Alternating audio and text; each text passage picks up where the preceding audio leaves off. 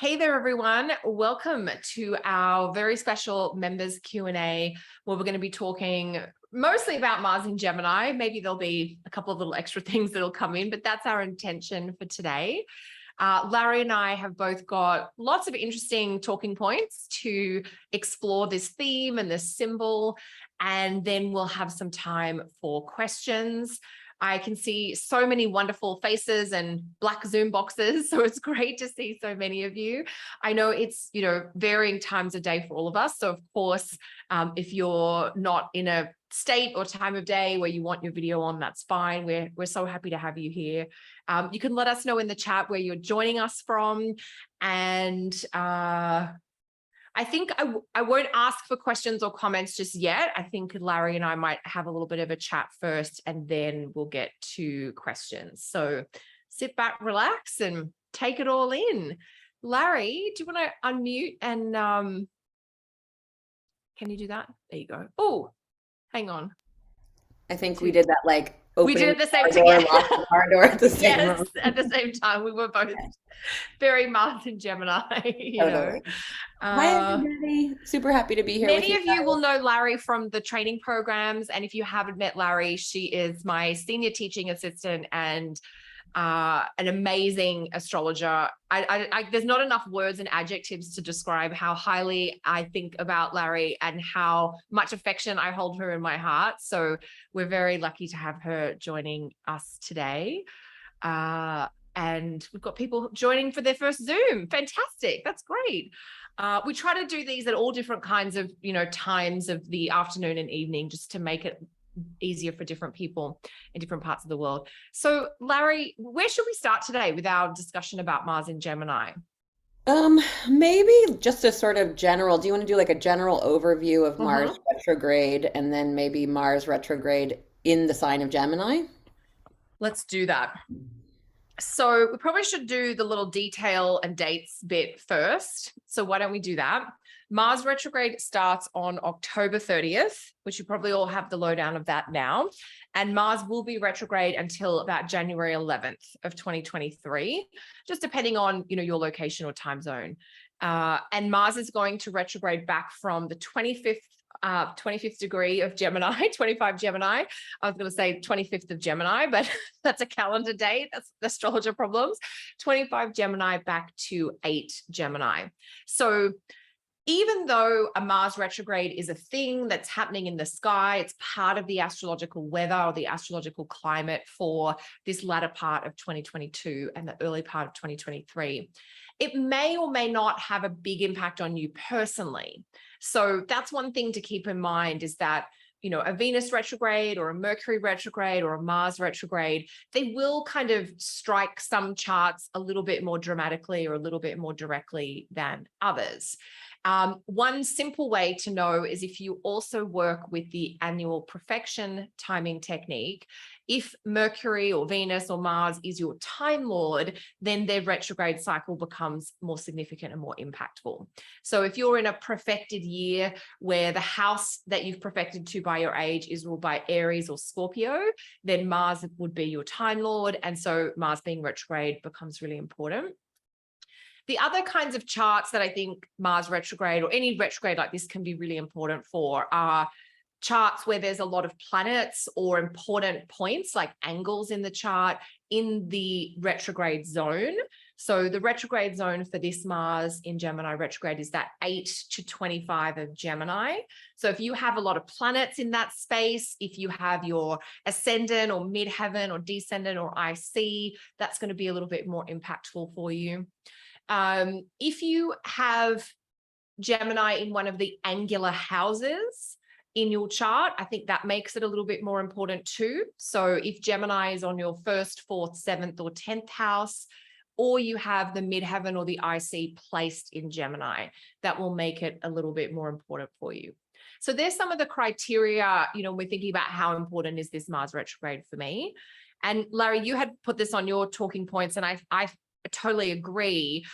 I also think, particularly with a Mars retrograde, Mars is retro from 8 to 25 Gemini. We want to think about the signs that Gemini aspects by square and opposition. So 8 to 25 degrees of Pisces and Virgo is going to get this Mars retrograde by square. And 8 to 25 degrees of Sag is going to get this Mars retrograde aspect by opposition. So even if you don't have a lot of planets in Gemini, but you do have a lot of mutable planets between the 8 and 25 degree markers, then, you're in this, and I'm there with you. I have things in that zone, in the mutable zone. So I'm there. So a Mars retrograde in general, some of the common phrases or themes or topics that we get about Mars retrograde are things like slowing down and having to rework our plan, question our direction, things to do with energy and drive or motivation. Those things maybe being absent for a period of time, or going through periods where we're second guessing what we've decided or what we've said we would do. And so we're having to question the actions we're taking, the path we're on, or the direction that we're heading. And like any retrograde, it's got that classic kind of revise, rework, redo vibe. A retrograde is a visual phenomenon. It's not an actual phenomenon. Like planets don't actually go retrograde in the cosmos, but from our perspective on Earth, they appear to go retrograde. And I often think of a retrograde as an invitation to go back over or to go deeper. So to think, oh, this part of my chart, and this is something that's accessible to all of us. And you might think about this as sort of that growth or personal exploration. What are the topics of the Gemini house in my chart?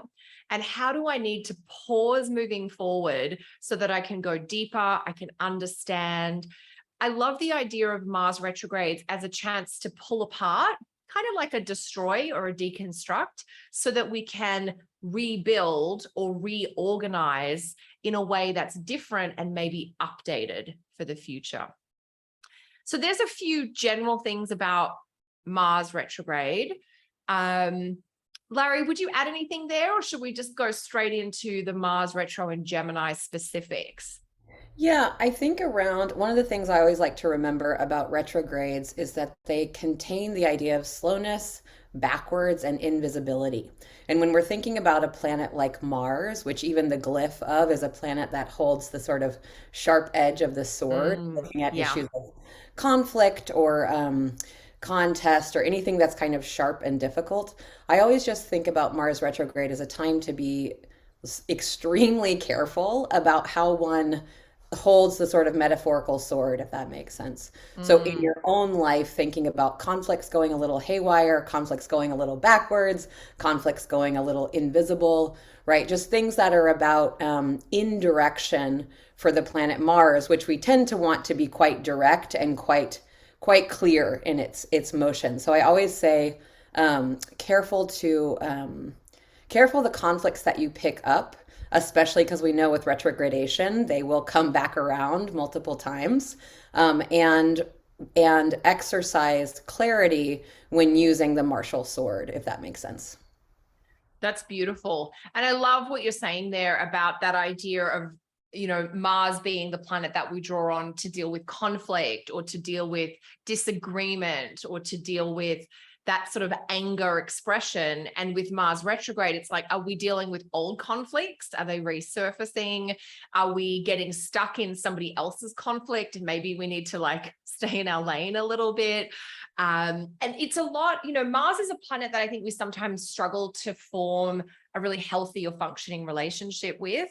And sometimes that's because as humans in the 21st century, we struggle to form a good relationship with anger and assertiveness, and coming from that place of I want or I need, that self-awareness that is often, we see, in the early beginner astrology texts, we hear about Aries or Mars being selfish. And I like to think of it sometimes as being self-aware. When you can identify what you need or what you don't need or what is and isn't okay for you, you can certainly express that. And there are ways you can be clear and still kind. You don't have to be aggressive and aggro or arrogant about it. But I think one thing with Mars retrograde is a chance to cultivate your own relationship with your anger and frustration. Like, how do you handle things when you get irritated or pissed off or, hot under the collar? Do you acknowledge that you are angry, or do you dismiss it? Do you react like, and everything is a huge problem and there's this big drama? Or is there that kind of regulated, mature response of like, I know I'm angry about this and some action might need to be taken? So, and I think that's one of the interesting things about this Mars retrograde in an air sign. It's sort of that sense of like, Mars is a planet that is very instinctive, where we tend to want to do things from that place of passion, which is not a place of logic or rationality. And when we're in the sign of Gemini, we're really trying to use our brain. We're trying to think, we're trying to use data, we're trying to make informed decisions. And so that's where I think some of the tension we might be experiencing with this Mars retrograde in Gemini is between that kind of passion, impulsive instinct, let's just do it, or I'm absolutely not doing it, versus the Gemini piece, which is like, well, maybe we should think this through or talk this through. And how can we find an intersection between the information or data that's at hand versus that sort of passionate, instinctive, almost primal, this is what we're going to do. And I think something you said, Larry, I think is one of the key things here, that slowness is a big part of the retrograde. And if all you kind of practice over this Mars retrograde time is inserting space between your reaction and then the action that you're going to take, so that, if you react to something, you give yourself a pause before you act on that reaction, that's going to save a lot of irritation or discord for you. And it's also a great skill to learn, from a maturity regulation place. Larry, such great points. Do you want to add anything at this point? No, I think let's get into Gemini. Yeah, let's It's get. segueing there. Yeah, we're starting to get there, aren't we? Because, so like my take on the Mars in Gemini is, because it's retrograde and it's a malefic, I think we are going to see some of the more difficult iterations of this, particularly in this first part of the retrograde. Like when Mars stations direct in January, it is going to station near the fixed star Aldebaran, which is one of our royal stars. That's about 10 Gemini, and Mars will station direct around 8 Gemini. So it's sort of within that zone. And, the royal stars are about success, and Aldebaran particularly about integrity. And so I think the potential to kind of have that impassioned, like awake, alive fire inside you directed towards something that is more, that has integrity, or that is more about progress and momentum and moving forward. We'll see a little bit more of that towards the end of the retrograde. At least that's my take at this point. And right now, partly because the Mars is making those tricky aspects to Neptune, we're seeing more of the difficulties of Mars retro in Gemini. And I've talked a bit in the membership about the inflammation of the mind. We all know that Mars is about inflammation, irritation, infection. And so what is being inflamed right now? All of the Gemini things. So the mind, the mental state, communication, technology, even business and economics, which are ruled by Mercury. So we're seeing some kind of crazy extreme things going on around technology, around communication and messaging, around economic information and, markets and money matters and things like that. And it does feel that there's a lot of heat, almost like a lot of hot air. There's a lot of that reactive quality that we don't actually know quite what's real yet. This feels a bit vapory to me. And it's partly the Gemini and partly the connection to Neptune. And Larry, you had some great phrases about some of the things that you're looking at with Mars in Gemini. Do you want to share them? Because I don't think I can do it justice by paraphrasing. I feel like the bits are beautiful. I mean, you covered so many of them. I think one of the things I just want to say on top of it that makes, like, Mercury is a sign of the trickster, right? We all have heard that before. Yeah. And one of the things that makes a planet's extended tenure in a Mercury ruled sign really interesting is that Mercury changes signs really quickly. So as we're entering Mars's time in Gemini right now, we've had so many planets in air, right? Up until Sunday, we've had five of the six visible planets in air, which adds to that sort of surplus of mental and air that Kelly was talking about. And so it's going to also be really interesting to watch the flavor of that mental landscape of Gemini change as Mercury Mm. goes Libra, Scorpio, et cetera. So I think that's one of the things that adds to that sort of trickster flavor of Gemini. But a couple of I did like a word bank for myself when I was thinking about it. And so I thought about weaponized thinking, sharp words, bad businesses, scam, tech wars, sibling rivalry or friendship strain, mental stress, a taxed nervous system, mushrooming anxiety, the devil's advocate, manipulated communication, right? Those all sound so fun, right? I mean, like I was like the weaponized words, the manipulated communication. I'm like, there is this sense of like words, and we often say when we're looking at natal charts with Mars in an air sign that this can talk about, words are weapons or sharp words or weapons as the sword kind of thing. And when we're looking at Mars in Gemini, for such a long time and retrograde for part of that, one of the kind of side effects, if you like, is that idea of the misuse and abuse of words or ideas or communication. And so I thought that was really like the weaponized words and the manipulated communication, especially while this period from mid-October to mid-November, when we've got that aspect to Neptune in the mix. Yeah. That, No, as the keeper of a Mars and an air sign, I've said it before. I certainly know the treacherous terrain of the mental. I'm sure any of you who have Mars and an air sign that can relate to that feeling. yeah, Yeah. that kind of like, actually, I'm just realizing all three of us, Charlie, Larry, and myself, we all actually have Mars in an air sign. We all have Mars in a different air sign. So we're like a trio of Mars in air signs here. So we're very passionate about ideas. We get very inspired by ideas. We want to talk about our ideas. But there's also that sense of, the busyness. We don't want a lot of heat in the mind. It's not great for sleeping or calming the nervous system.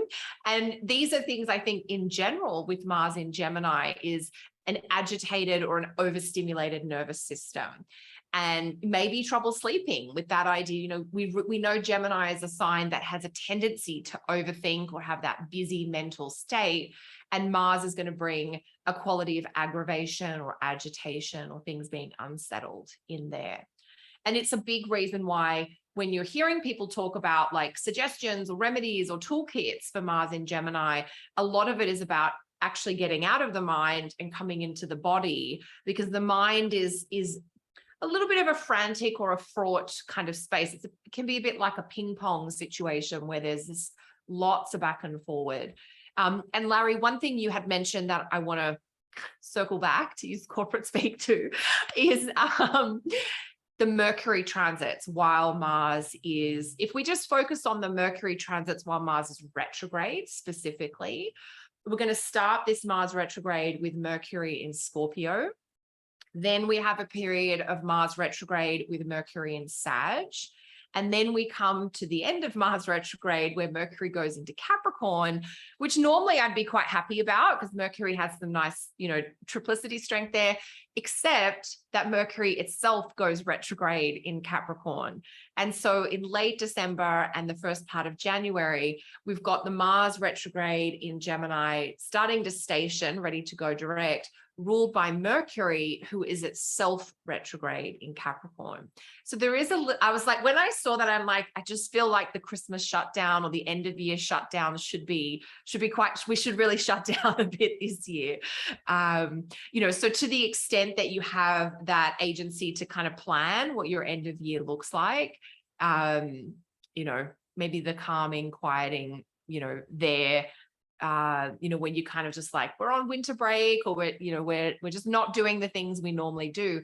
And that reminds me of something else you said, Larry, that I don't know if you maybe said this exactly, but when you were talking about a retrograde brings up these themes of invisibility and slowness. I also think there's that sense of, if we're slowing down or we're changing our regular rhythm, which is what Mars is really doing while it's retrograde. It's like, this is not how I normally am, but this is how I am for now. And that sort of phrasing might apply to your own choices and your own schedule and your own interests over the entire Mars retrograde period, which is, this isn't how I normally do things, but it's either what I'm experimenting with or trying out to see how it goes, or it's what I have capacity for right now. And it might be less or different from what I normally do, but this is just what I can manage at this point in time. And then I keep trying to talk about Mercury and then taking myself off that track. Larry, do you have any comments about, so like the Mars retro with Mercury in Scorpio versus Mercury in Sag versus Mercury in Cap? Because they're kind of our Mars retro Mercury breakdowns. Is there anything you want to say on those bits? Oh, definitely. I think this is a fascinating moment to even be having this conversation. Many of you guys know that we're in the sort of Kazemi little bubble moment of Venus and the sun being together in Libra. And like what I keep picturing of all these planets diving into Scorpios, they're on the like pedestal of Libra, taking a big deep breath and then like diving into the sort of murky scorpionic waters. And so what's a bit tricky about thinking about, it's not just your average jaunt from Libra to Scorpio, it's the jaunt from, Libra to Scorpio where we're having eclipses. And so it's like almost diving into these like haunted waters in a way. And so thinking about the retrograde literally starting in the middle of eclipse season, right? With Mercury just moving into Scorpio, there being this kind of like, and all of the sudden we're somewhere else, right? Yeah. With Scorpio, with Mercury in Scorpio, with the South Node's presence, it adds to the flavor of secrecy, or it just adds and tunes up the martial quality, in my opinion. Some of the like penetrative, or even more, like if you find yourself in that Gemini mushrooming of anxiety, Scorpio adds this level of like obsession or fixation, or this sort of, the dog with the bone in a way. And then what I think is really fascinating about the movement into Sagittarius is what's also quite interesting about this period is we see Jupiter move back into Pisces in the midst of all of this. And then many of you will know that the main aspect that's happening that I think we're going to talk more about is compared to Neptune. We're going to have Mercury, Jupiter, and Neptune all in Jupiter ruled signs, all being ruled by Jupiter in Pisces. So that to me adds this flavor of like, and suddenly the fantasy becomes more of a thing, or suddenly it's a very strange kind of fun house where we go from, at least in my opinion, the more sharp and penetrated, and fixated scorpionic to maybe the sort of more like gaseous. I was thinking about with an image I thought for some of the Neptune, Jupiter, Mercury and Sag period of like this like balloon over inflating, like at the danger of popping, right? That kind of surplus of air. Anyway, so yeah, the gas or the like things getting too big kind of thing. Yeah. So those are two, like we're talking about the Capricorn, those are two sort of, the drama of the initial period, right? There's probably no shortage of drama in the coming weeks. I think I love the phrasing that you're using, Laurie, like the haunted waters of that Scorpio. And just to give some dates, so we have them, let's see. So Mercury will be in Scorpio just before the Mars retrograde starts. So basically, as soon as Mars goes retrograde on the 30th, Mercury's in Scorpio. And we've got Mercury in the haunted waters with the South Node in Scorpio until the 17th of November. So that, and for those of you, I think the early November videos are going live Sunday, Monday. So when you get those, you'll see there's such a big energy shift as we get to the middle part of November when planets leave the haunted space of Scorpio, which is particularly haunting, shall we say, because of the South Node there this year. And this is our only Scorpio season with the South Node there. And so it is more intense. It's more dramatic. The emotions are coming from even deeper places than we normally go to with Scorpio. They're more entrenched within us. You know, the South Node has this churning quality. When you look at the myth of the Vedas and the Indian tradition, where the nodes come from, they're associated with this churning of the ocean. And so wherever the nodes are, we get that quality of agitation and things being unsettled. And when you think about the nodes being in fixed signs, which are normally signs that want things to be settled and entrenched and repetitive, we start to get agitation and movement in parts of our psyche, parts of our chart, parts of our life that we normally don't have a lot of change in. And that's what can feel so intense or uncomfortable, is that things are starting to rattle and shake that are normally very still and very stable. And so I think it's really appropriate to describe Scorpio season 2022 as this sort of haunted waters. And with the ruler of this Mars retrograde, also the ruler of the October eclipse. Well, Mars is the ruler of the October eclipse, and then that's ruled by Mercury. And then there's that feedback loop between Mercury being in Scorpio and Mars being in Gemini, and they're just in each other's signs. And so we're doing the haunted waters while we're doing the agitated mind. The two are kind of looping together or back off each other. But then and normally when I look at a planet like Mercury going into Sag, which is the place of Mercury's detriment, I'm like, oh yeah, that can be a little tricky. But I actually think it's great for Mercury to be out of the sign of the South Node.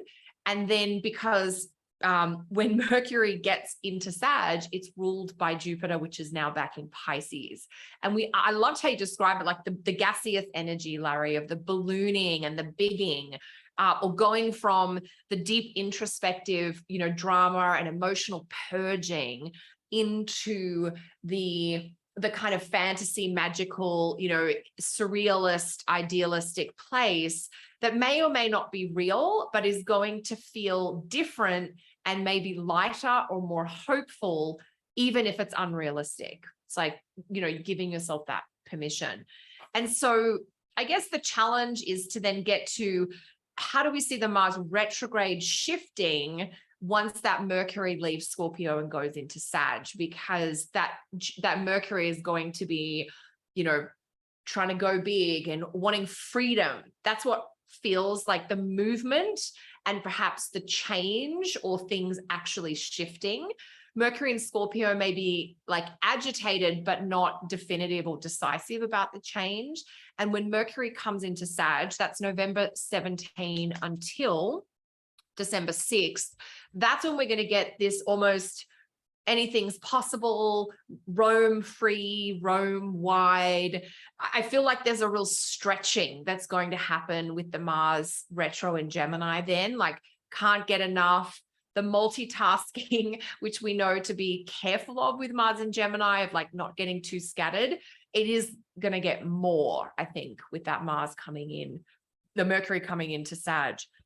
Then, there's also yeah. There's also an interesting technical thing that happens there. Mercury is largely invisible when it's in Scorpio, and it will become visible in Sagittarius. So we'll see that what you just said also showing in Mercury's visibility. So if we factor that, things that are invisible are sometimes happening in secret, off center stage, behind closed doors. They're not widely known about or publicized. It may be that the early part of Mars retrogrades, there's that sort of the coven is meeting in secret kind of thing. And then, when we get to the middle of November, Mercury changes signs, big shift in energy there. And now things are starting to come out into the open or become more public. And that can happen collectively with political situations or financial organizations or legal matters, but it can also happen in the privacy or the smallness of our own lives, where, things are happening in more secluded or intimate settings. And it's not until we get to that mid-November period that maybe we want to share about it or talk about it or announce it to our friends or our family or what have you. So and then we have that Sag tone of the bigness and the more expressive and the visibility, as Larry's mentioning here, then we get to early December and Mercury comes into Capricorn. And that'll be the rest of the Mercury vibe for the Mars retrograde. And that's, I don't know if, dare I say, stable, but there's something calming or contained about that, where it's like, okay, now we're coming out of fantasy land, the Sag ruled by Jupiter and Pisces with Neptune. And now we're kind of back to reality. What is practically possible? We need to ground ourselves in some sort of reasonable or manageable or sustainable place. And that might feel a little like a flat effect with Mercury in Capricorn, that sort of sobering realization of, oh, that thing was a great dream or it's a wonderful fantasy, but we can't be there all the time, or we can't be like that all the time. We kind of back to business, back to reality, back to the real world, if you like.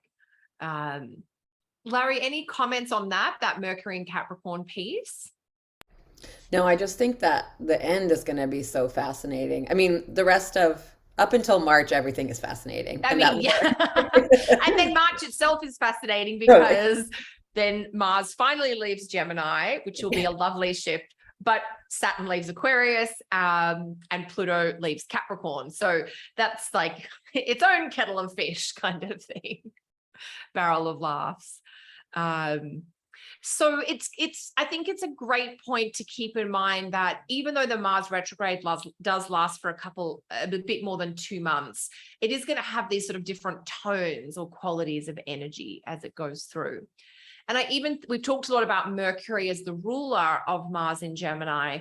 The other piece that I think is significant is how when Jupiter comes back into Pisces, then it's on the mutable axis, and how that kind of amplifies, because then Pisces is the 10th or overcoming position to Gemini. And so there's this sense of like Jupiter's in the house once Jupiter comes back into Pisces, and may not be able to fully limit or contain Mars, but might be trying to inspire or help all of us kind of be like, yes, this kind of agitating, unsettling thing, but don't forget this kind of vision, this expansive energy, this source of emotional support or spiritual satisfaction. That Jupiter and Pisces piece will offer something. And it's really just a very short Jupiter and Pisces period, October 28th through to December 20th. But it is kind of the bulk of the Mars retrograde does have Jupiter and Pisces, it not able to prevent Mars doing whatever it's going to do that might be irritating or unsettling or annoying or aggravating. But at least they're trying to help patch things up or help fix or remediate things as Mars. It's a bit like every time I think about Mars in Gemini, the image I get is like one of my nephews just having a spaz, where they just kind of go temper tantrumy and they're just, unpredictable or chaotic. For those of you who've had toddlers in your home, like that 2 to 4 year old, there's a real wildness, like a primal thing when they can't have what they want at that time. There is this intense physical response that's very loud and dramatic and full of outbursts.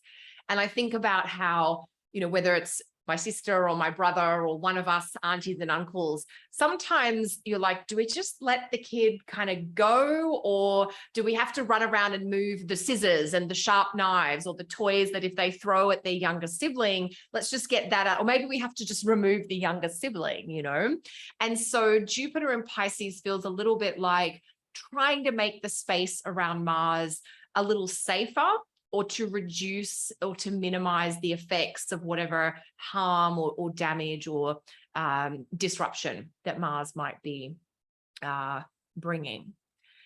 Yeah. So that's going to be, there's so many pieces, because the other thing I feel like in this next few months, like the final few months of the year, is so much changes. Jupiter comes back into Pisces, but only for a little bit. And then it goes back into Aries, and Mars goes retrograde. And then we have, I mean, we should maybe mention the full moon in December. That's going to be exactly conjunct to Mars retrograde. Oh, so that's, I mean, that's a classic, like the outburst situation here. And then of course we have eclipses, and then we don't, which I think will be nice to not have that. Larry, is there anything else you want to mention at this point before we think about going into questions? What else do you want? I mean, I feel like we could talk about this for 2 hours, so I know that's also challenging. One thing I do want to say, knowing, especially thinking about how much political turmoil and Yes. uncertainty we're in, how like there's so much material strain, kind of in the world, in all the strata of the world right now. Yes.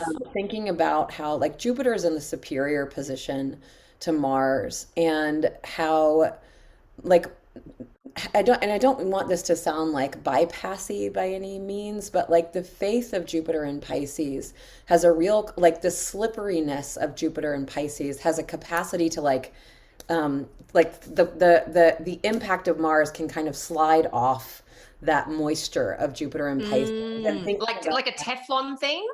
no, I mean more No. like I literally think about like the myth of Pisces as Venus and Cupid at a river, and the terrifying monster Typhon comes upon them, and they're like, "We don't fight your way," and so they jump into the water and become fish. They say we get softer, we get more fluid and Yes. more. And just thinking about how Jupiter as an expression of faith, or what, and like what we really hold in terms of like emotional meaning, has some capacity to help with maybe some of the sharpness of the Mars retrograde.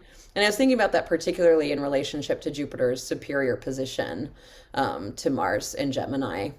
That can be a source of like relief or support while the Mars retrograde is doing its thing. Yeah.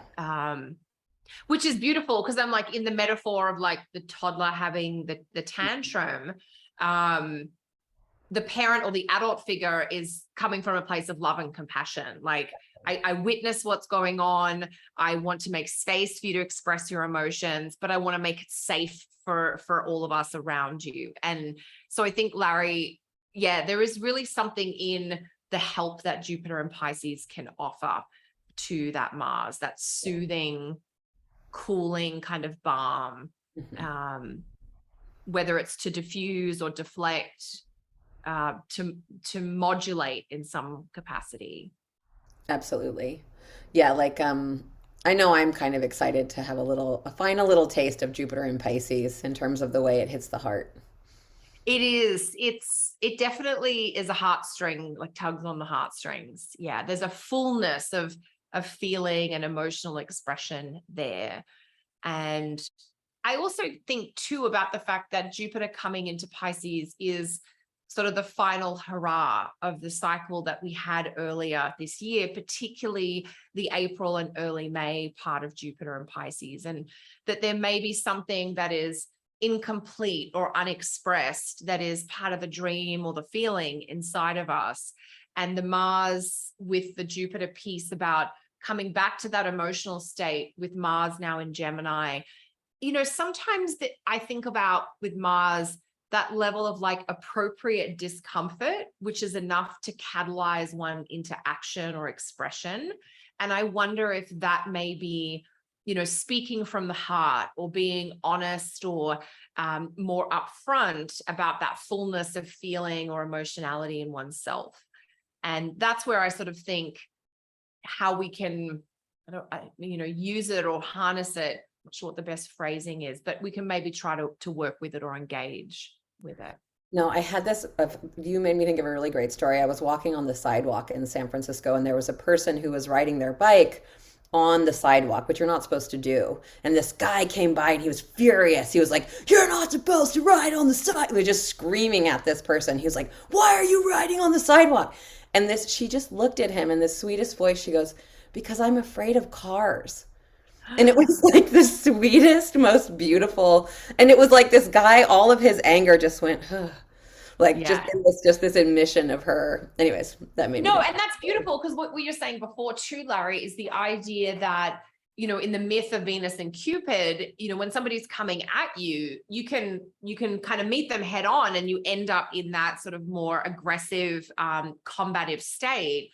Or you can say, look, I don't engage in that way, or I'd like to approach this differently, or, I don't want to respond now because things are a little hectic, and that's, I think, the Jupiter piece. I love that, a reminder of that myth of where they just turn into fish. And it's like, well, you can try and stab us, but we're just swimming away over here. So it's all, that's where I think the square, a square can be combative or uncomfortable or kind of demand adjustment in ways that, it's like, oh, it's not my preference, but I guess if we've got to do it this way, we've got to do it this way. But sometimes it's also that, I always think about the visual, and I always think that squares like two cars coming to an intersection, like in a T. And if we both go together, if we both go forward at the same time, we will bang into each other. But if somebody chooses to pause, one car can clear the intersection and then the other can go through. So the adjustment might be a temporary or a short delay, but it may be a delay that, avoids the bump kind of thing. So there's lots of beautiful symbolism. And I guess one thing that, as we're exploring this together, Larry, and maybe as everyone's taking this in, this is a really unique combination of astrological signatures. Mars is in Gemini every 2 years, but it's not usually retrograde there. And even when it is retrograde there, we don't usually have Jupiter in Pisces, nor do we usually have eclipses in Scorpio at the same time. And so when I remind myself of things like that, it can help me understand that what I may experience, what I may express, what I may explore in this time frame might be unusual. It might require something different from me. It might ask me to engage with myself or those around me in different ways, in deeper ways, in places that are coming from the shadows or the hidden things inside of me. But I also then get the sense of like, and maybe that's my naturally sort of more optimistic personality, is like, it's an opportunity to connect with things that we normally don't look at or work with, to bring them forward. And sometimes bringing things forward isn't uncomfortable, but we can process them, we can clear them, we can navigate them or address them. And then they're not taking up space, or they're not taking up energy. Because I keep coming back to the whole time that Mars is in Gemini, and the whole time that Mars is retrograde, it is ruling the South Node in Scorpio. And the idea that there's a sort of double signature of review and release, question and let go, question and let go. And the opportunity to do that at quite a deep level, whether that means things that are old and have been in your life for a long time, whether it's kind of sort of confronting or slightly uncomfortable emotional or psychological material, we can get into that in ways we normally wouldn't get to. And the slowness and the stillness is going to be so critical for allowing that. One thing that can happen with this type of Mars retrograde is that you get into a frantic state where you're just multitasking and juggling 100 things, and your energetic awareness never goes below your chin. You're just up here, do this, answer that, talk to that, and it's so hectic even to kind of mime it out for you, and you never get into the deeper space. And I think that would be a missed opportunity of this Mars retro in Gemini with the South Node in Scorpio, to consciously choose, like I've been having periods where I'm like taking social media off my phone kind of thing, or putting my phone down and making myself read a magazine or a book just to reduce that stimulation. Getting into the garden, I'm making a point of like patting the cat, because that is a very sensory, experience. And the purr of a cat is very healing to us emotionally, physically, and energetically. So you have a cat that you can get your hands on. I don't mean steal it. I just mean like physically pat or engage with it. Those kinds of things are sensory, but nourishing, rather than sensory and overstimulating. And they're the choices that I think we're kind of invited to switch up in this next little while. Larry, any comments on anything there before we go to the questions? No, that was great. I am very glad you brought up technology. I think that there's definitely like technology overload in this, but Yeah, I yeah. do. I think, and I wonder if there's something about the post-COVID, return to some sort of busier paced life with higher levels of interaction, but we haven't maybe let go of that reliance on technology that became somewhat necessary for the isolation and the lockdown period. So now we're doing like double overload of some kind. Yeah, but I do, I mean, even without that, I think Mars and Gemini, some of that mental agitation that we've talked about, I do think part of it is contributed to by technology. And so, maybe before I was going to say reflecting on or changing, but I'm like just observing technology and its impact on you, being aware of it can sometimes be the starting place. So I do not endorse stealing cats. No, I endorse the worship of feline creatures based on the cats in my life. And I know I'm not alone, because I know many of you have either had your cats on the screen in Q&A or in class time in the past. So interesting. Actually, Nestle, your comment there is making me think of something too. We've kind of zoomed in a little bit on the Mars retro in Gemini and breaking down some of the different threads and themes. But if we zoom out a little bit and look at the longer Mars in Gemini cycle from August of 2022 to March of 2023, that's a fairly substantial, 7-month time frame. And it is appropriate, I think, to kind of set yourself. At the end of the day, Mars is the kind of planet that wants something to do. And particularly in Gemini, if you don't set it a task to do, it will distract you with any number of tasks, before breakfast. That I love that sort of quote from Alice in Wonderland. I think, half a dozen impossible things before breakfast, and Mars in Gemini is half a dozen distracting and interesting and entirely useless things before you've had your coffee. And so choosing a project or a challenge or a goal can center you. It can give you something to focus on, which helps reduce that scattering energy of Mars. So give Mars a project and see what in your life you can kind of renovate. What can you deconstruct and figure out and learn more about? What can you almost get a little bit obsessed with in this time frame, such that your understanding of it is going to be of real value to you by the time you get to March of next year. Okay, we better do some questions, because clearly we're just going to keep going with the Mars in Gemini, unraveling the layers of this very curious onion. So if anybody has a question about the Mars in Gemini cycle, let us know. I can see Claudia saying, amazing help explaining all of this. Fantastic. JWoww is asking, should we give any thought to Mercury being in aversion to Mars while in Scorpio and Capricorn? Look, it's definitely a piece, with Mars in Gemini and Mercury in Capricorn. So that aversion or not seeing, that could add a complexity time frame, a piece, if you like. The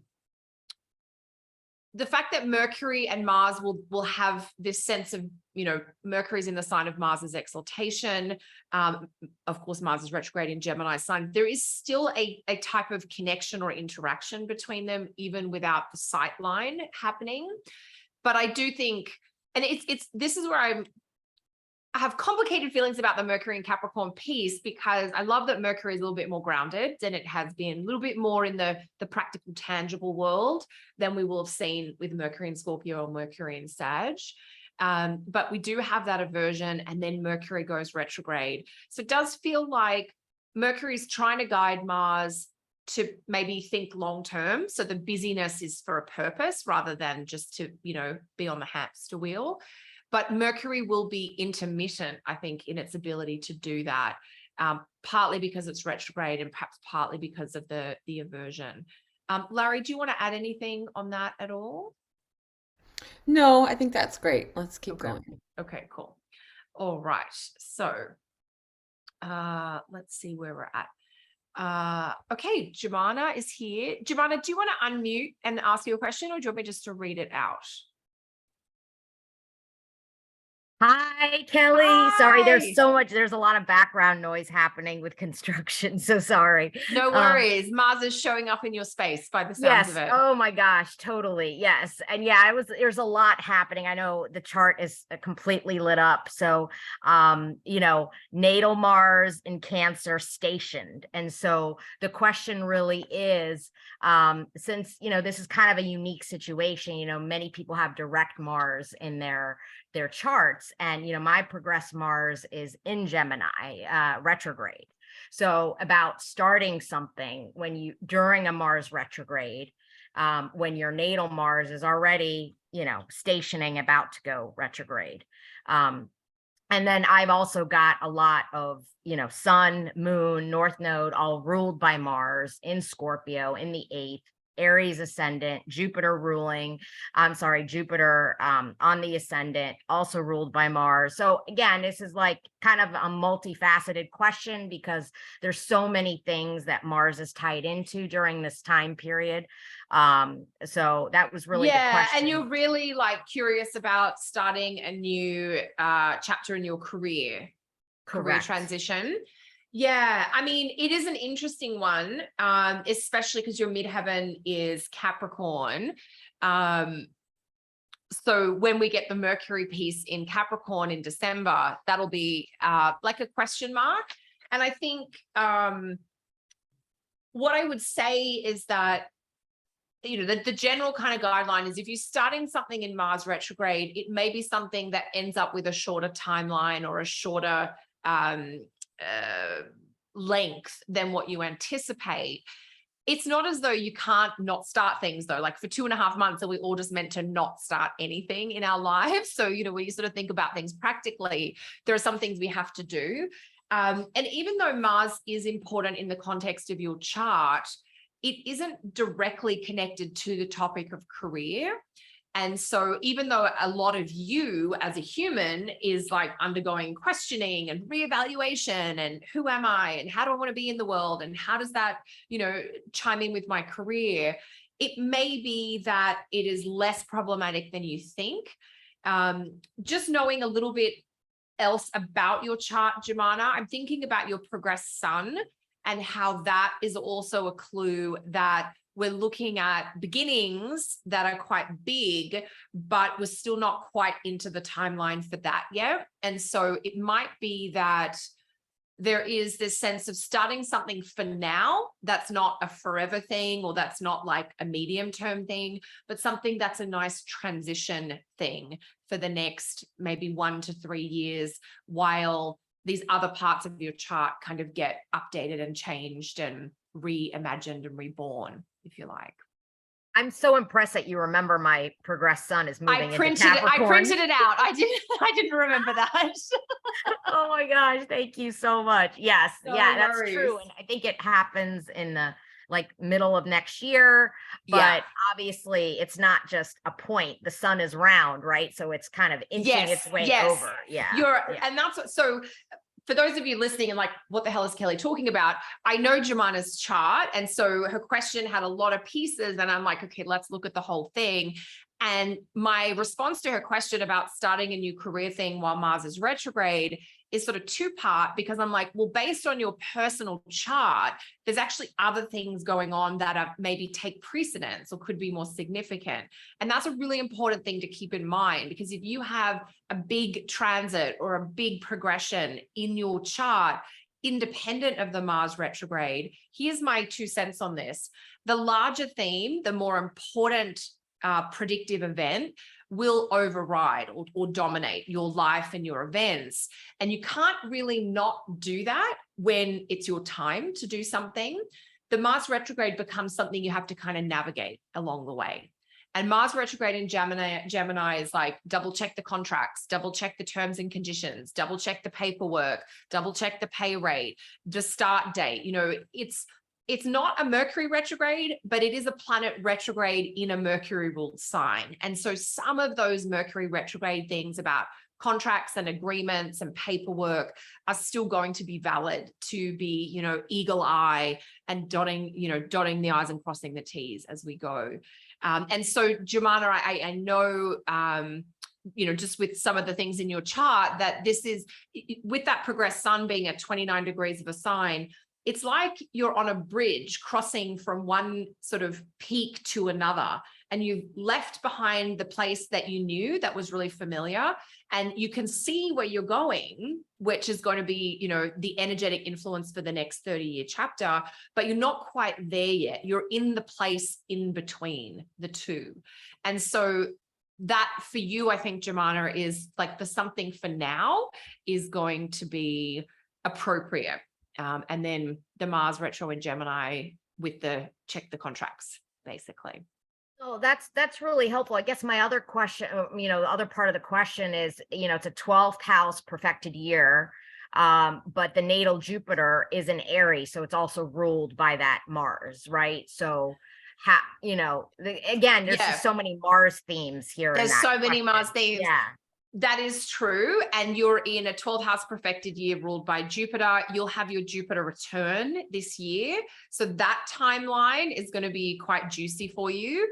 I know you can check that out, but off the top of my head, I think it's like March-ish, at which point Mars will be already direct at that point in time. And so it may be that the perfected year gets off to a slow start and there's more to come that feels that there's progress or opportunities or movement as the year unfolds.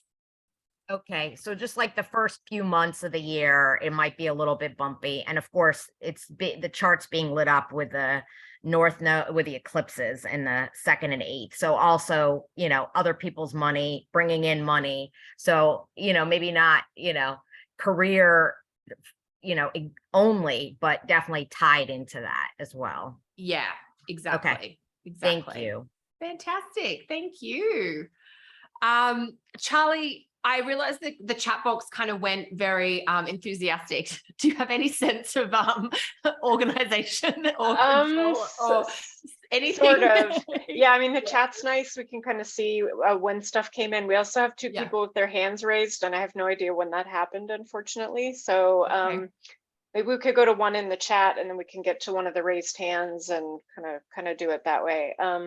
Kimberly had a question about Mars stationing on their moon, and this is a Taurus ascendant day chart. Okay. Mars on the moon. I mean, off the top of my head, so this is 2nd house. I'm imagining if you're a Taurus ascendant, that there is the physical body piece if Mars is activating the moon. So your physical health, and is there any irritation or inflammation that needs to be addressed? Sometimes this is something that sort of pops up out of nowhere, and other times it can be a thing that's been around for a while that gets a little kind of hotter or a little bit more annoying that prompts us to go and address it.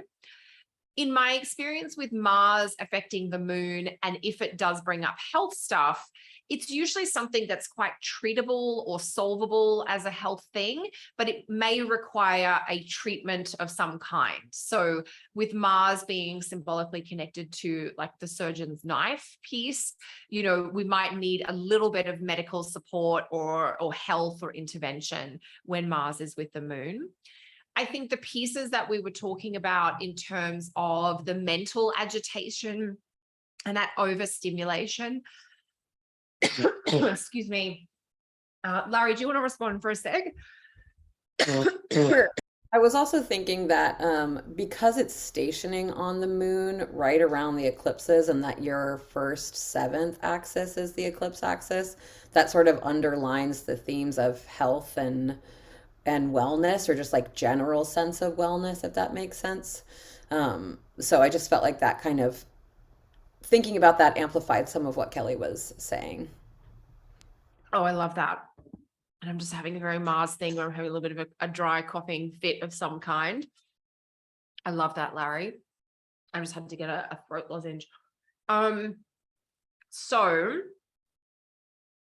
the mindset and the emotional state. I think for people who do have the moon in Gemini, and maybe even the moon or Mercury in any of the mutable signs between that 8 and 25 degree marker, in ancient astrology, the moon and Mercury worked together to define the mind. So the mind wasn't just Mercury, it was the moon as well.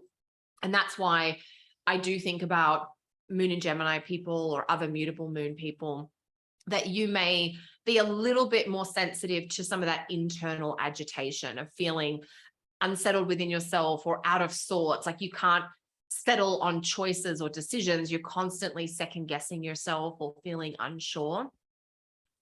And one of the phrases that I think is really relevant for a few reasons is the idea that uncertainty is a clue to slow down, rather than a, like sometimes when we feel uncertain, we panic a bit and we try and push ourselves to make decisions or get things moving.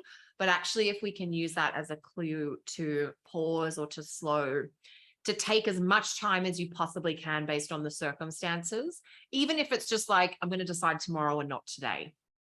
I'm in the mutable moon zone, and the amount of time people have come to me with decisions, even in the last few weeks, and they're like, we need to know today. I'm like, I'm sorry, I can't get back to you today about this. It will have to be tomorrow or the next day.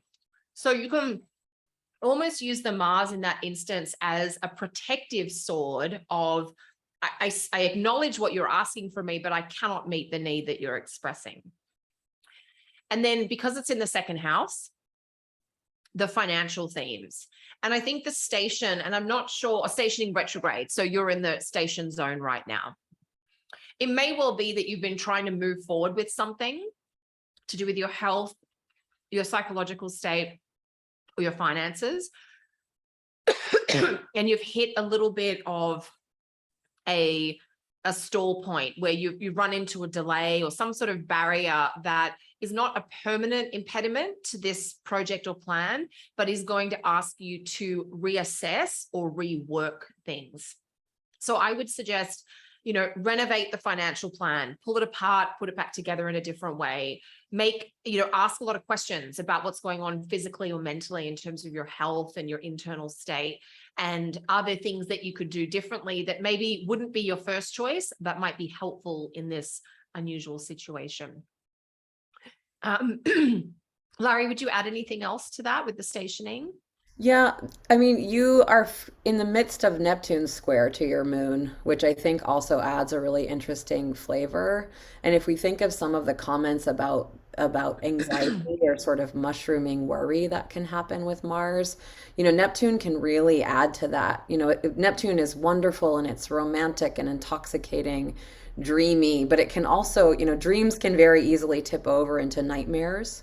Fantasies can easily become, terrible. And to just really recognize that one of the sort of like major outer planet transits that's supporting, or that's underneath this period is Neptune square to the moon, and that's also going to be in the mix. So as you're navigating all of these different details, which are really asking for some detail work, like if we're talking finances and health, right, to also recognize, are there projections? Is there shadow boxing? Is there just, worry, unnecessary worry or something? Where is the Neptune in the mix?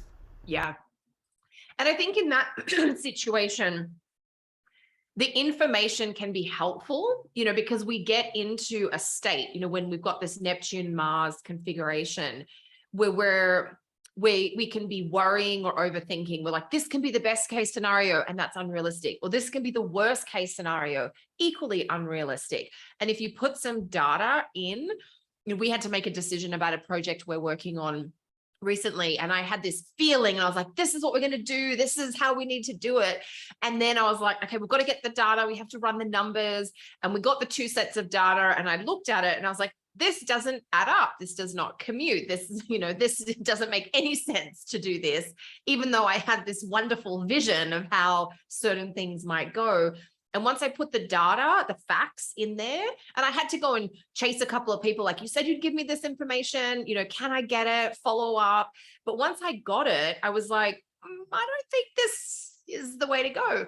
So that idea, and it's a really great point that you're saying, Larry, is that if you have the Mars stationing retrograde directly activating something in your chart. So if you have something in your chart at this like 22, 23, 24, 25 of mutable, you've got Neptune in the mix. And that is not new either. That Neptune has been in the mix for at least 6 months, if it's the 25-degree marker.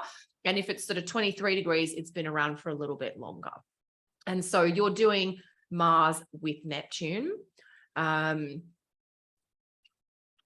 And the idea about the fantasies and the nightmares, they're both expressions of that kind of Neptune energy, aren't they? Where we're unbounded in the imaginal space. And we often think that takes us into fairy tale and sunshine and roses and puppies and kittens, but it can just as equally go into the panic.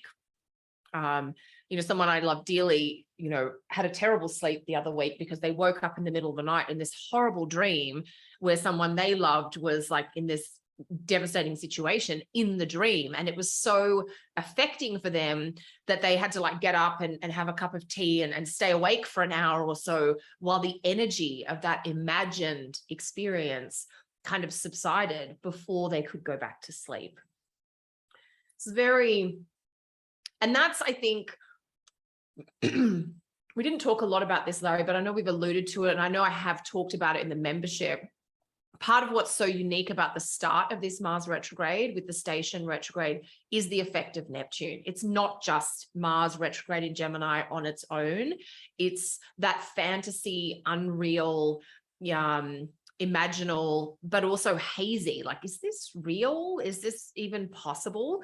That's hard because as humans, we like certainty. We like to know. And there's a little bit of having to take things on faith or learning to have to trust your own instincts. And that can be tricky. Okay. Charlie, who should we go to next? I feel like Janice has had their hand up for quite a while. So why don't we go to Janice? Hi, Kelly. Hi, everyone. Hi, Janice. Great to see you. Good to see you too. I just have 2 brief questions, and I think you may have been in the territory just now with what you were saying, but I'm not sure. So it really goes back to what you were talking about in the very beginning about sort of how do you assess whether or not the Mars retrograde is really sort of, pinpointing your chart in a personal way. So one of my questions was, if I'm coming to the last Neptune-Mars opposition that I've been in at 22, because my Mars is 22 Virgo. Got it. So now at the same time with the transit of Mars retrograde, is it squaring Neptune in the sky? Transiting of Mars retrograde is squaring Neptune in Pisces, yes. Right. So is that like a way of kind of the term I would think about with it would be, is there a resonance there for me that would highlight or intensify because I've been in the midst of Neptune Mars energy? Yeah, I think resonance is a great way of thinking about it. You've been in a personal Neptune Mars transit for a fair amount of time, over a year now. And we're seeing an extended Mars Neptune transit play out in the sky. And so there is a resonance, and there might also be a reactivation. And the resonance, Janice, is that you might now notice other people dealing with or grappling with some of the things that you've been dealing with for many months already. Right. And then because your natal Mars, I think you said, is 22 Virgo. Right.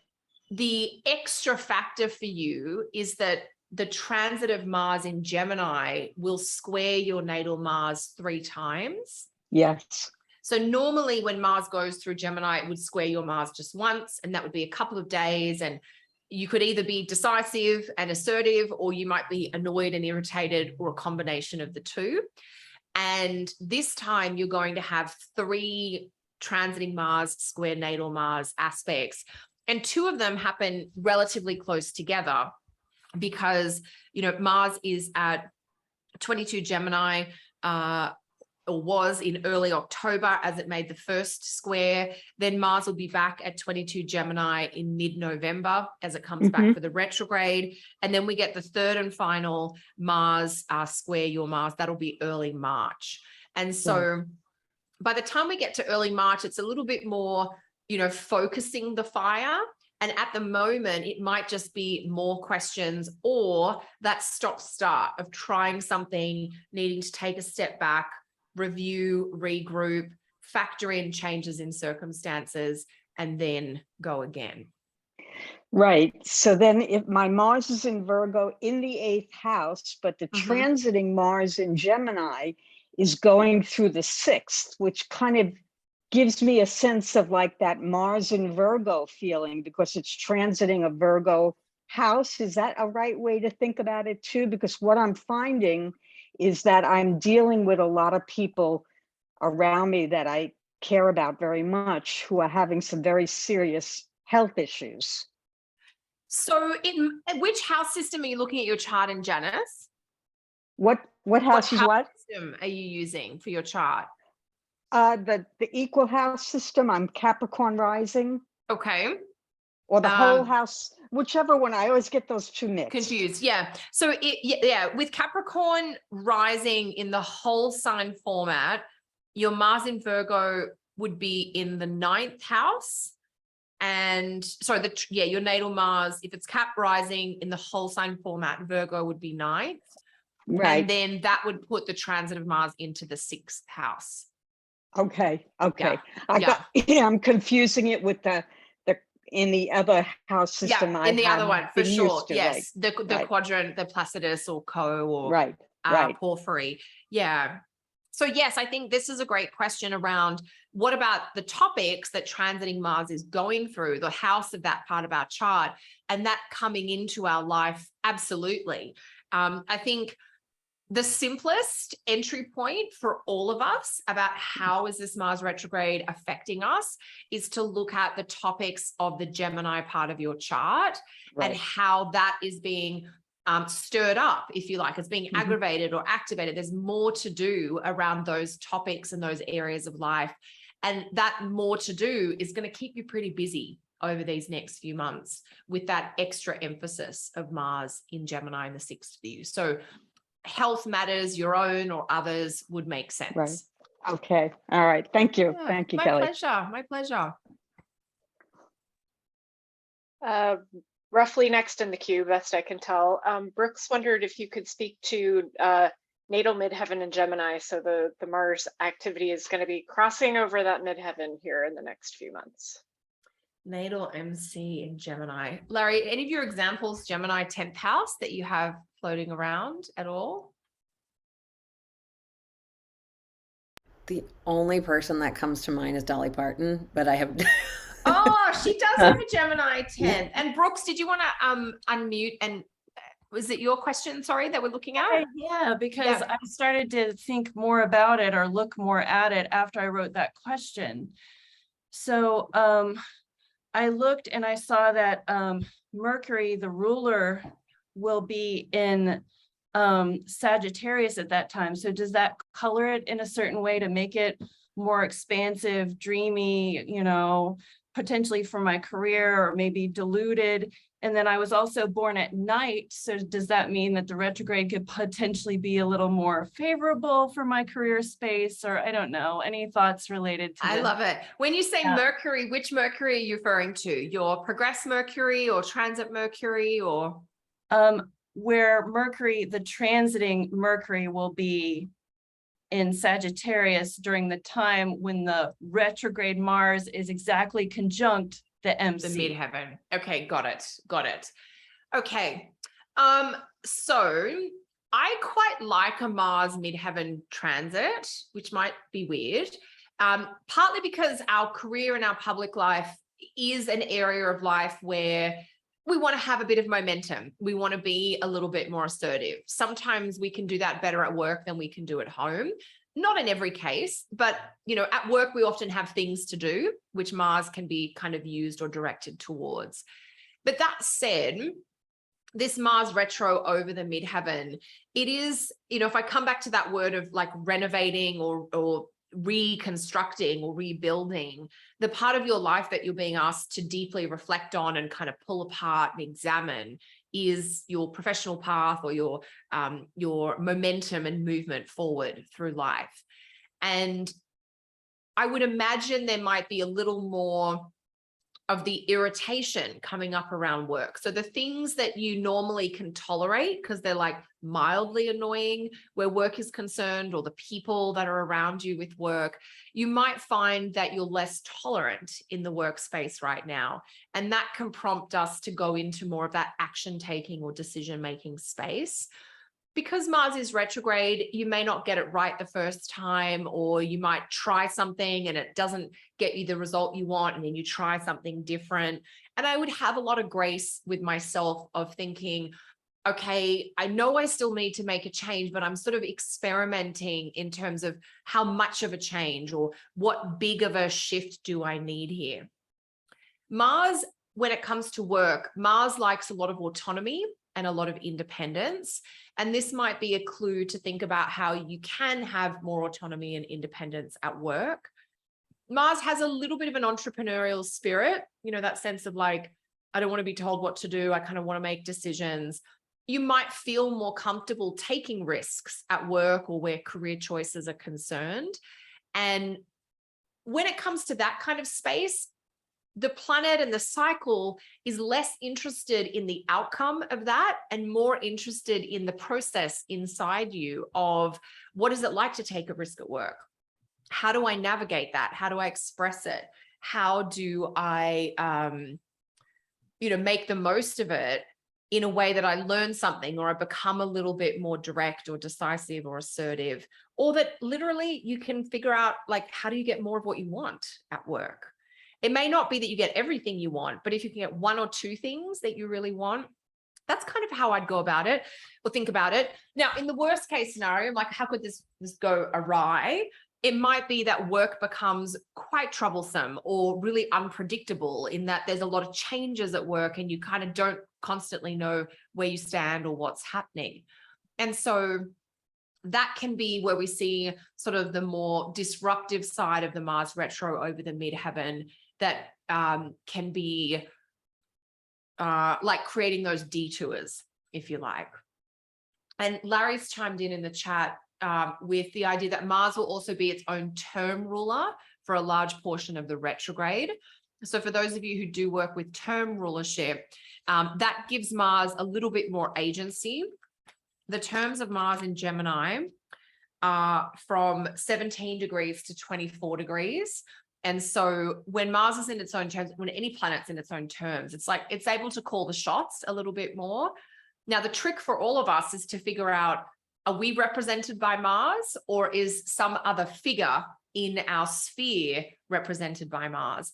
And in the case of Brooks with career, it might be that there's an individual at work who's really like in their power or in their agency or really directing things, or maybe being really bossy.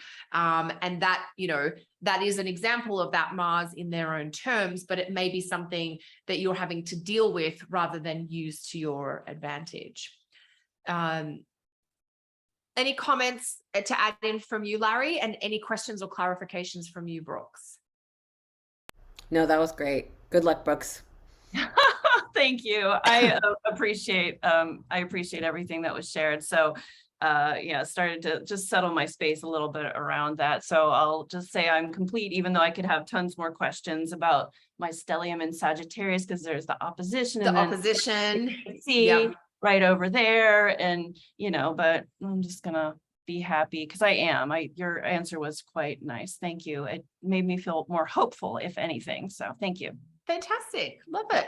We could talk about Mars retrograde and still be hopeful. This is some sort of wizardry here. This is great. Thank you. I'm so glad. And then I should also say, because I know we'll have more questions than we'll get through today. For those of you who want to keep sharing your experiences about Mars retrograde, or how it's showing up for you, or the kinds of things you're navigating, feel free to pop into the comment section inside the membership and let us know, how things go. Like in Brooke's, your case, what happens at work over the next few months? What decisions do you make? What kind of changes do you navigate? Jemana, what you were asking about career for you, and Janice about friends and people being unwell. It's so lovely, especially when you're learning about astrology, to hear and see how this is showing up for others, because even though we've got the theory, what it looks like in real life is sometimes like, oh, that kind of makes sense, and yes, I was doing that, and no, it didn't tear my life apart, but it was a bit more stressful for that period of time. So, and particularly with Mars, keep in mind that even in all the malefic literature, one of the phrases for Mars is the idea that it can trigger or arouse solvable or manageable problems. So that the things that may come up that maybe derail us or detour us, temporarily, we can navigate them. It's just doing that might mean we're not doing the other thing that we originally intended at that particular point in time. Okay, how you going, Larry? We might have time for one more question. Charlie, any tips? It's so hard to choose. There's so many good ones. I feel like this one could be relevant to a lot of people. There's some concern about this Mars Gemini retrograde happening in the 6th house. Maybe speak to that generally, and then are there any other houses where people might want to pay some special close attention to their health or anything going on in their life? Excellent. So Mars in the 6th will be the Capricorn rising in the whole sign format, or if you're using a different style of chart, just update that as necessary. So for those of you who are thinking, will this Mars retrograde in Gemini affect my health? The 2 houses that Mars retrograde in Gemini could have some connection to the topic of health would be if Mars is retro in your 6th, so if Gemini is your 6th house, or if Gemini is your 1st house in your ascendant. Remember that the 1st house is the body, where we get vitality from, and having Mars there for an extra long time can sometimes interrupt our vitality or our vital forces. And so we have to then deal with that. And then the 6th house can describe, illness or the struggles that we might have physically. And so Mars retrograde there can sometimes point to that. There are lots of other topics for the 6th house and for the 1st house. So it's not as though if you have Mars retrograde in the 1st or the 6th, it has to be health. But so I want to be really clear about that. But just because the question was about health, they're the 2 houses. And we mentioned earlier about the moon. I think if the moon is in Gemini or in a mutable sign, then the Mars retrograde may have a health expression for you in addition to some of the other things we've talked about. And often what I see with Mars in the 6th house, even if it's not actually retrograde there, maybe it's transiting there and it's activating a bunch of stuff in the birth chart, or there's other factors that are emphasizing that. It's often a time where we need to take action to address things that are going on with our body and our health. So it might be that you've got a particular condition that you're always taking care of, and you have to change your medication for that. And anybody who's been on medication for a chronic condition, whether it's physical or mental, changing medication is always disruptive. Do you get the levels right? How do you adjust to the new formulation? That kind of thing.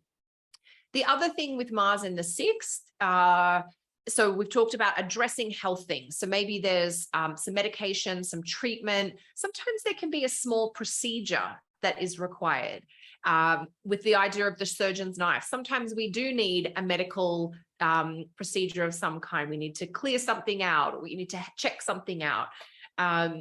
One of my cats just had surgery recently. So she's obviously having some kind of Mars, Moon, 6th housey thing where we need to take something out and we need to get it looked at. And so the key with Mars is to do the thing with your health. And if you have to talk to different doctors or health providers, if you have to do a bit of research to figure out what the right protocol is for you. But the idea is we want to do something. We want to respond to what's going on health-wise. We don't want to be thinking, oh, yes, that is different in my body, but I think I'll just do nothing about it for a while. So we want to use that Mars of that sort of energizing or activating to go and get it looked at, get it checked out, have that. Sometimes it's like, oh, you know, you're meant to have this particular checkup based on your age of life or your family history, and you keep putting it off, and Mars comes along. And it's almost descriptive rather than prescriptive. You know, it's not necessarily making the thing happen. It's sort of prompting you to act on the thing that you know needs addressing. Because we've got the retrograde, it's a little bit more of a, oh, that's right, I need to deal with that. It's a little bit more of like remembering what needs attending to with the topics of the house. And in the case of the 6th or the 1st, we can get some of that physical health.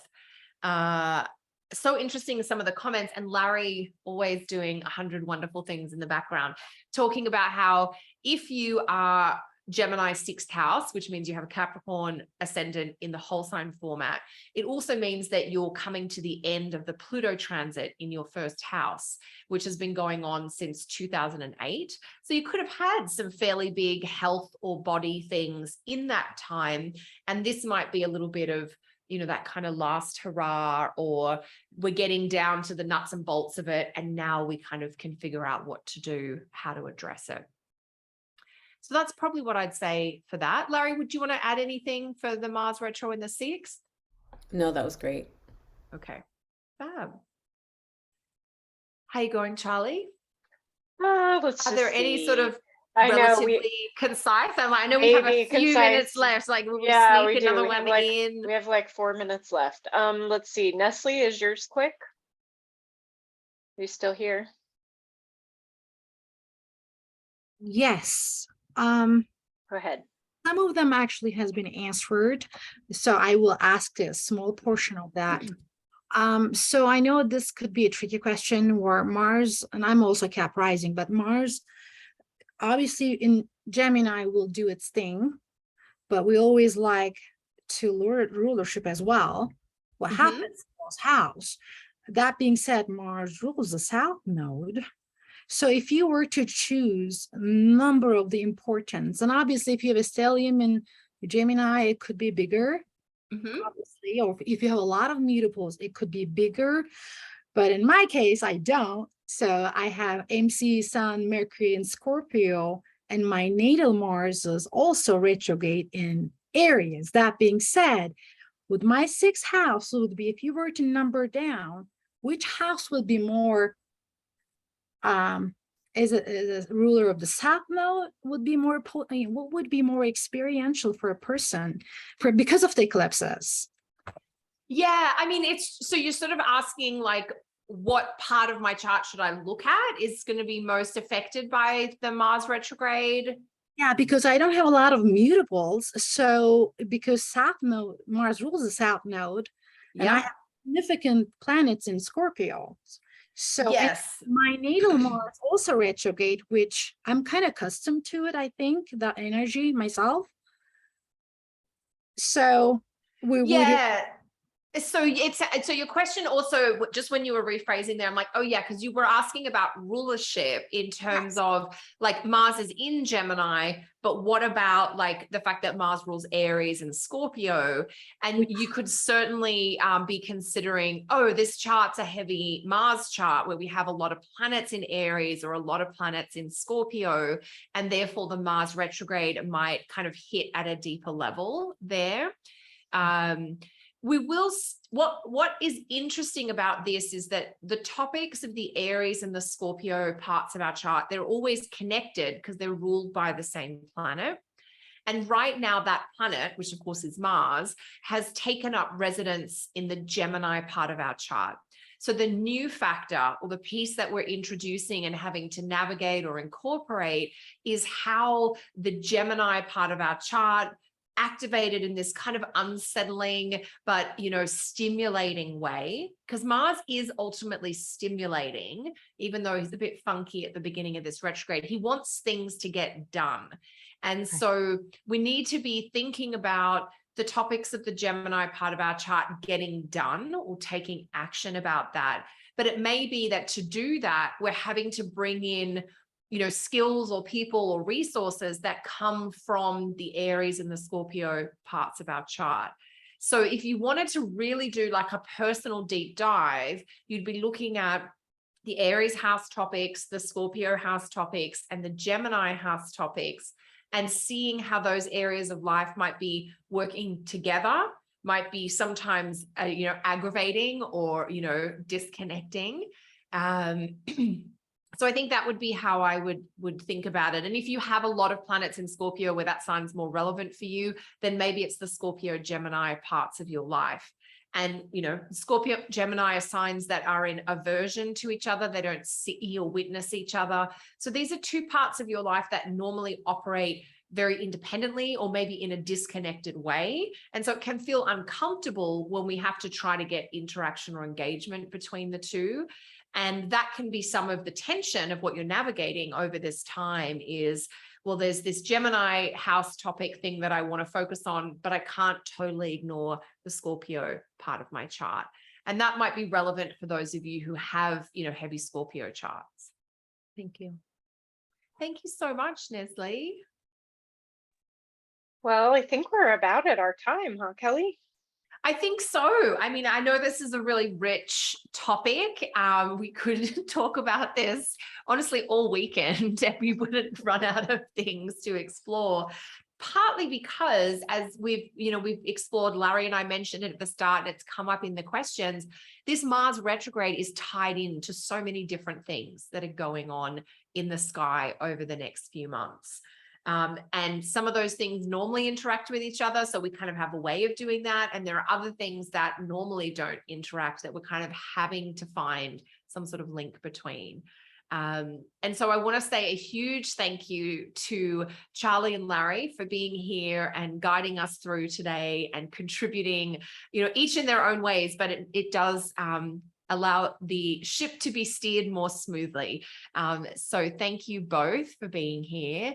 And thanks to all of you for joining us. We had a lovely group here live, and I know we're also going to share this video in the membership. So for those of you that couldn't join us live, we hope you find this interesting and useful. And yeah, continue the conversation in the comments below. Let us know how Mars retrograde in Gemini is showing up for you. Love to hear your stories and your experiences over the weeks ahead. All right, everyone. Thanks again for being here. Huge hugs to Larry and Charlie. Thank you both so much. And we'll see you all again very soon. Bye for now.